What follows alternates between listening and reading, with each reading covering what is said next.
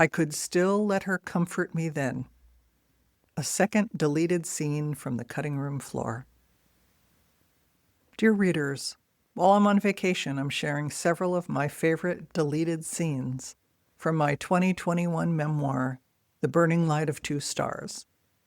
I honed each of these scenes dozens of times until every word was perfect, and held on to them until the bitter end. I tried my best to shoehorn them into my memoir, but ultimately I had to face the difficult reality that they didn't fit into the arc of my book. These scenes, beloved as they were to me, made the book drag.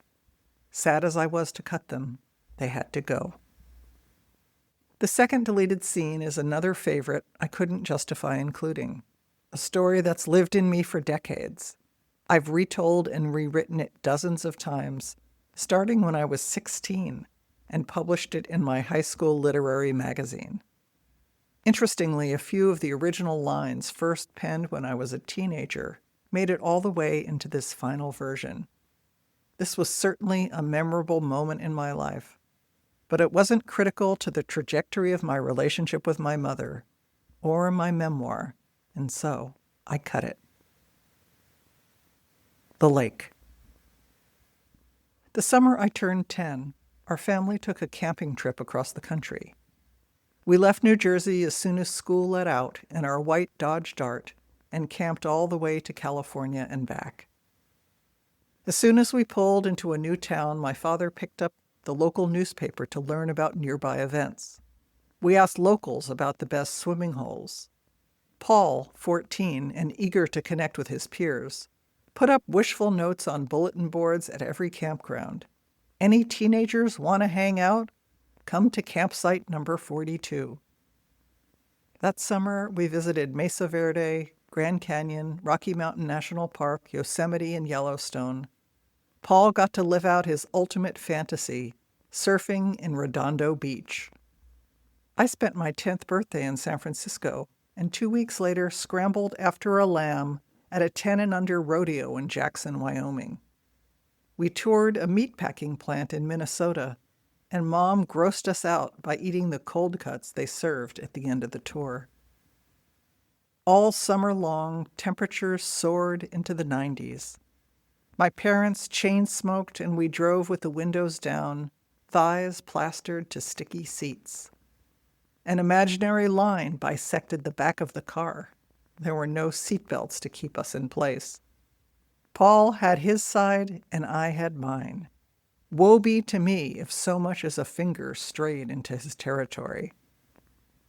Everywhere we went that summer, Paul and I swam, in rivers, lakes, inlets, streams, reservoirs, and oceans.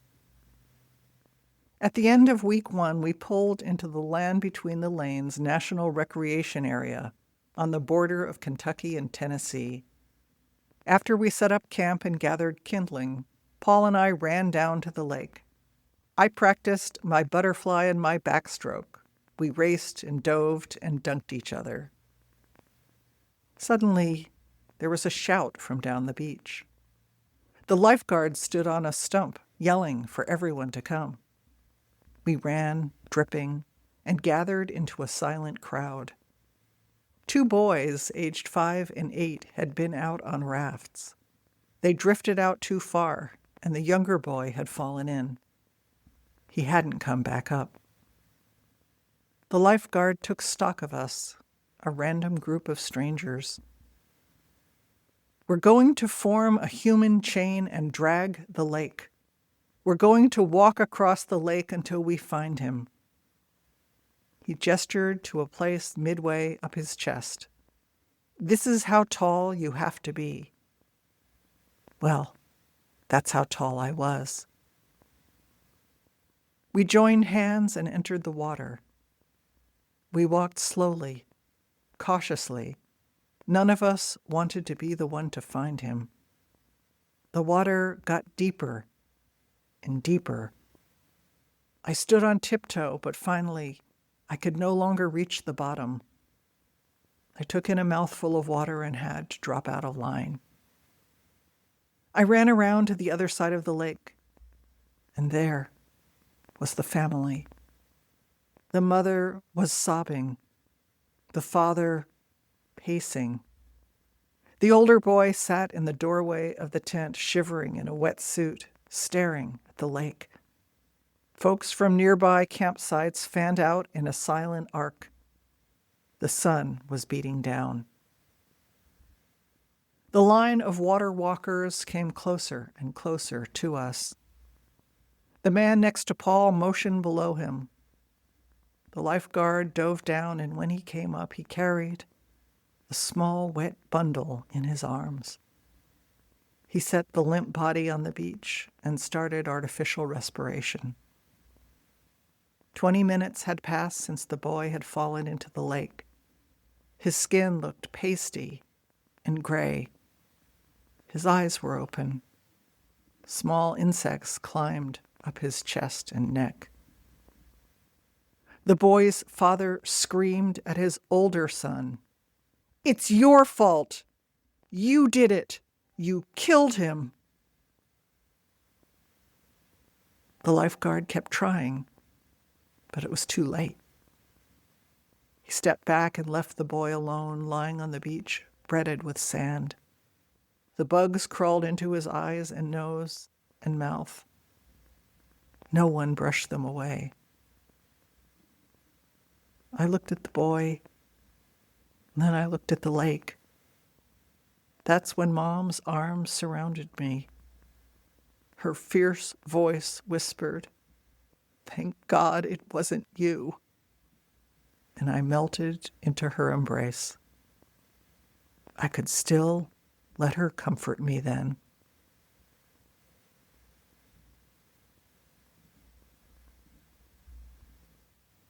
So that's the scene. And if you would like to read more about my relationship with my mother, I invite you to read my 2021 award-winning memoir, The Burning Light of Two Stars, and I'll put the link in the show notes. I wanted to share a little bit of the praise the book has garnered. This is from Rosalind Nestler in Oceanside, California. "I just finished this remarkable book today. My experience reading The Burning Light of Two Stars was profound. I found the story compelling, the writing superb. I was drawn into Laura's life story in a deeply personal way. I could not put The Burning Light of Two Stars down, except to stop often and think about my own mother. I could honestly say I have not experienced such deep thinking about my relationship with my mother in a long time, if ever."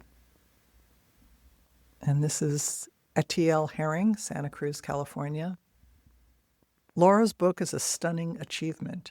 I am certain The Burning Light of Two Stars will be used as a discussion vehicle with seniors in groups dealing with mother-daughter issues, family estrangement, compassionate choices, Alzheimer's disease, and death with dignity, with a facilitator guiding discussion afterward.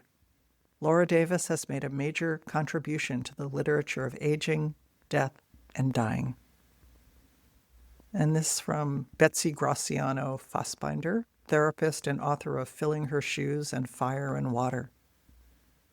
"When Laura Davis and Ellen Bass published The Courage to Heal, it emboldened a generation of survivors of incest and sexual abuse, likely contributing to the courageous voices for many who are part of today's Me Too and Time's Up movements. In The Burning Light of Two Stars, Davis allows us to know the person behind those pages and the story behind that story. Nuanced, raw, and candid, this memoir does not designate white hat, black hat characters. Instead, it provides a topographical map through the complex landscape of the mother-daughter relationship at the heart of the story, with characters both noble and deeply flawed on both sides of the equation. This masterful, heart-filling book is deeply moving and wise." And this by Eileen Tejada, professor of English and anthropology at Napa Valley College. "In a culture that produces chasms of disconnection in our most tender relationships and sanitizes the rawness of life, The Burning Light of Two Stars takes the reader on a journey that reconnects and rescues the beauty of life's messiest realities. It is a story of resistance and rebirth, one that provides myriad lessons on what it takes to transcend deep wounds. Laura Davis has written a brilliant, compelling book that I just couldn't put down. I read all night, and I do not give up sleep easily. The Burning Light of Two Stars fed my soul. So thank you for listening. And I want to remind you, every time you click the heart, leave a comment, or share a post, you're making it easier for new readers to discover the writer's journey. There will be one more scene that I deleted from my memoir in this series, and you could look for it next week. And I hope that seeing the power of these scenes and knowing that they didn't make the final cut will give you courage to cut your own books, those of you who are writers, and to only stick with what is absolutely essential. That's what creates a memoir that is compelling and that people can't put down. Okay, see you next week.